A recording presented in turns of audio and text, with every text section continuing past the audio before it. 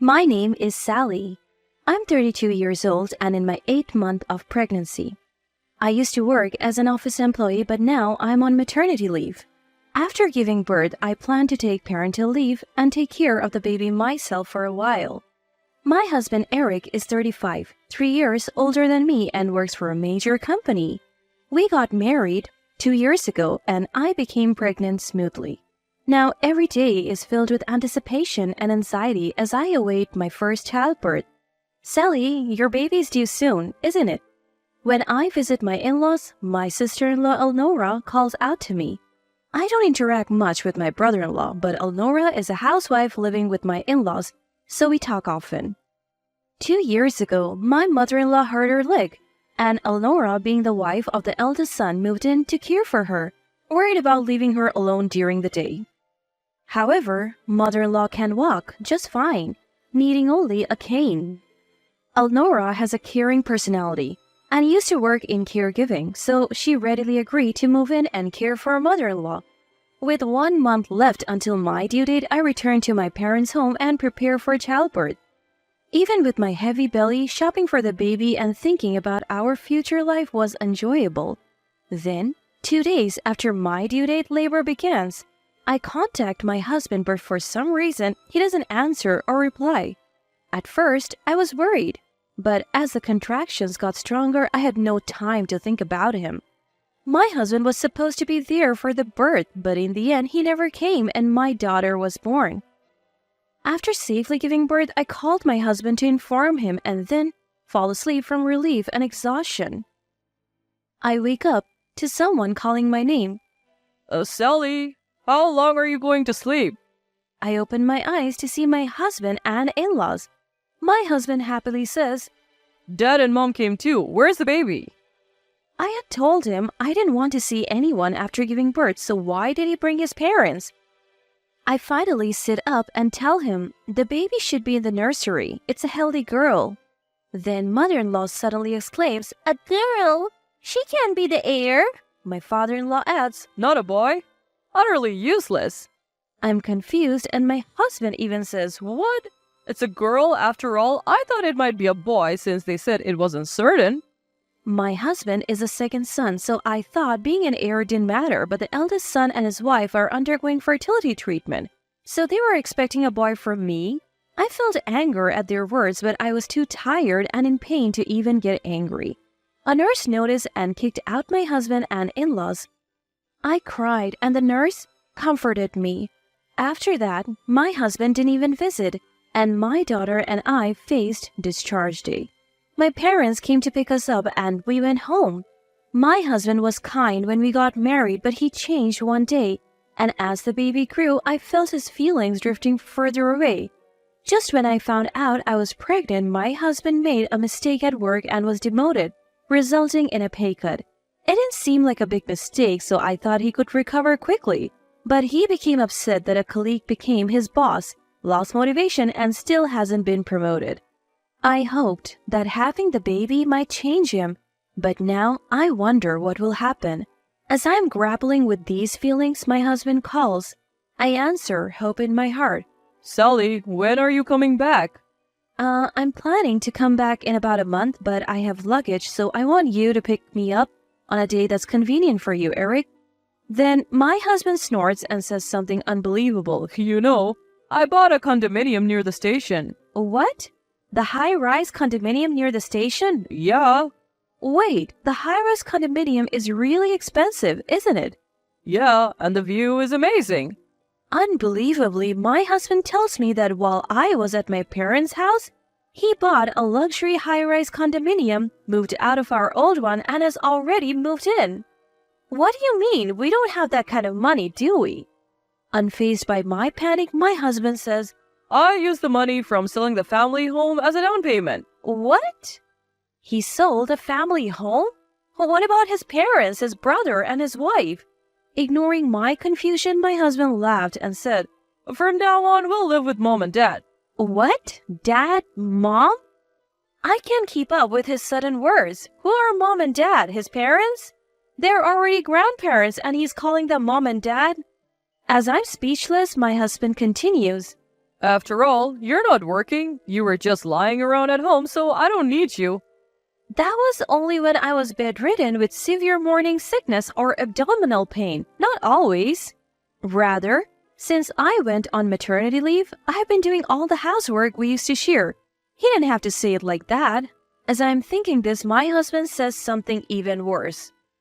Get out, you housewife parasite. The child wasn't a boy, and my brother's undergoing fertility treatment, so I'm being counted on. So I'll remarry a woman who can bear an heir. Mom and Dad said they don't need a childless couple, and my sisters wanted to live separately. That's when this high-rise condominium was on sale. Your stuff is in a rental storage, so go get it sometime. Well, anyway, we're getting a divorce. With that, he hung up unilaterally. I'm stunned. I have lost my place to go home? Whether it's sadness or regret, tears naturally spill. I try to think about what to do next, but I can't find an answer. At that moment, my daughter wakes up crying.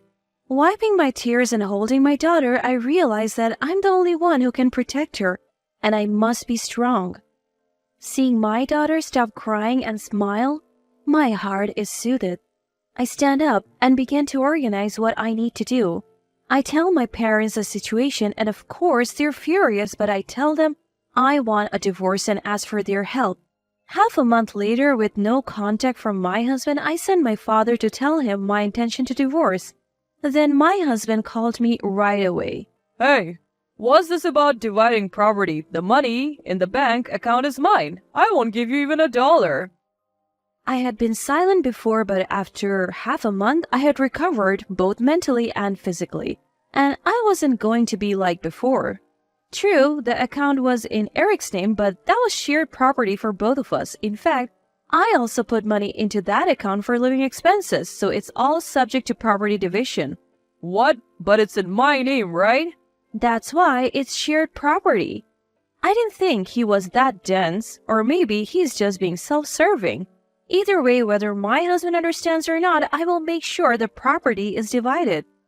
Even if you don't agree, we will divide the property properly. Besides, you're the one who said you wanted a divorce, right? I want to divorce someone like you, so just sign the divorce papers, okay?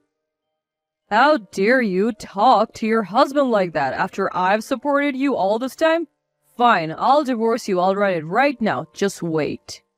I deliberately angered my husband to get him to write the divorce papers, and this strategy seemed to be a great success. After hanging up, I withdrew money from the account where I managed the household finances. I couldn't withdraw it all at once due to the limit, so I took it out over several days. But my husband didn't seem to notice, and he didn't say anything. I submitted the filled-out divorce papers that my father brought back the next day, and they were accepted, and we officially became strangers. I'm struggling with my first child-rearing experience while staying at my parents' house. I'm gradually getting used to parenting, and above all, my daughter is adorable, and I feel happy. A few months later, while soothing my daughter, someone came to visit. It was my ex-husband, Eric. I hadn't seen his face since my daughter was born, but I didn't feel anything. I wasn't angry or sad. I responded expressionlessly. What? This is a nuisance. Then Eric suddenly bowed his head. Sally, please come back. I could only sigh at the expected turn of events. I tried to close the door silently, but Eric sat down in front of it and started talking unilaterally. Actually, I'm about to be kicked out of that high-rise condominium. I figured. Probably because you don't have enough money, right? The savings should have been more, but they're gone. Dad quit his job, and Mom is bragging to her friends about living in a high-rise condominium and always throwing parties. I couldn't help but burst out laughing at that point. There's no way Eric's income alone would get a loan, so probably father-in-law's income was considered too. If he quits, of course, they won't be able to pay. Dad and Mom, huh? I can only laugh. Suppressing my laughter, Eric continues unaware. So, before I knew it, the account balance was gone, and if I don't pay by next week, they said I have to leave, so please come back. After laughing for a while, I glared at Eric. What's going to change if I go back? Just another housewife parasite, right? Well, right now the house is a mess, and no one's cooking. What? Come to think of it, mother-in-law was never good at housework. Since my brother-in-law got married, Elnora had been taking care of a lot of things, and it seemed like She had been doing everything since they moved in together. Come to think of it, I wonder what happened to Elnora. Hey, what happened to your brother and Elnora? You said you sold the family home, right? Yeah, my brother was always against living in a place that was beyond our means, and Dad got angry, and since he wanted to live separately anyway, he kicked them out. My brother-in-law was sensible. I'm glad Elnora doesn't seem to be involved. I've been busy taking care of my daughter and didn't have time to worry about it. Look, shouldn't you guys figure it out on your own? Asking me to come back is just because you want a housekeeper, right? Who do you think would go back to that? I am busy taking care of my daughter. I don't have time to take care of you guys. My daughter brings me happiness, but what do you guys give me?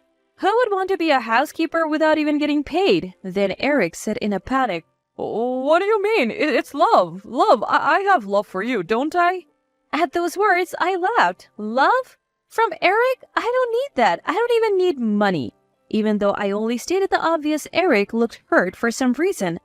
I took the opportunity to say what I hadn't been able to say before. First of all, it was tough on your income alone. That's why I put the same amount into the house. And I wasn't a housewife. I was on maternity leave. I was receiving an allowance and putting it into the house, and I did all the housework because I was the one at home. You wanted to act like the head of the family, but I'm the one who should be thanked. It's natural that life would become harder without the money I was putting in.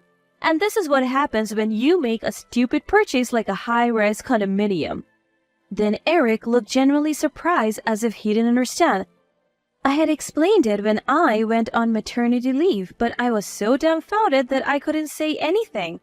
By the way, why did father-in-law quit his job? Oh, Dad said it would look bad to work while living in a high-rise condominium, so he quit. Are they both stupid, father and son? I don't understand their logic at all. And what's with this papa and mama thing? Have you been holding back and calling them father and mother in front of me? Have you always been calling them that at your age? That's creepy. I felt relieved to finally say what I had wanted to say for a long time. When I urged Eric, who was hanging his head, to go home, he begged me to let him see our daughter at least. But that was just an excuse to keep me, not because he really wanted to see her. What? You don't need her because she's not a boy, right? Your family is just Papa and Mama, right? You don't even know our daughter's name now. I haven't told you and you haven't asked. If you really wanted to see her, you would have been more involved with her sooner. After I said that and closed the front door, Eric slowly walked away. A few days later, I received a call from Elnora for the first time in a while. I'm sorry, I couldn't get in touch. A lot has been going on. Elnora said she didn't know the address of my parents' house and couldn't send a birth celebration gift, so she arranged to come over to our place. My brother-in-law came along and bowed his head to me and my parents, apologizing for his family's behavior, but he was not at fault at all. According to what I heard, they were kicked out of the high-rise condominium and only the loan remained. They tried to get close to my brother-in-law and his wife, but they were refused any further involvement, and in the end, they're living in an old apartment building that's about 50 years old. Father-in-law has found a new job, but the salary is much lower than before, and mother-in-law has never worked, so she doesn't even have a part-time job. Apparently, they often argue loudly, and the voices of their quarrels calling each other Papa and Mama have become the talk of the neighborhood. My daughter is growing rapidly, and she will soon celebrate her first birthday. Her safe growth is my greatest happiness. I'm looking forward to her continued growth in the future.